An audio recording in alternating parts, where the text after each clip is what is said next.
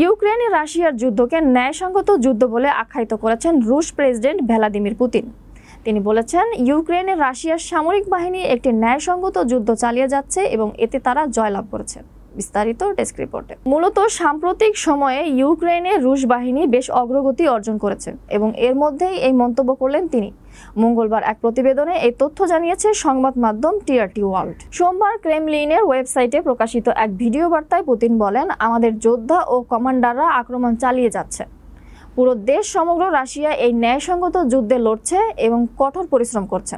তিনি আরও বলেন, আমরা একসঙ্গে মাতৃভূমির প্রতি ভালোবাসা এবং আমাদের ঐতিহাসিক ঐক্য রক্ষা করছি।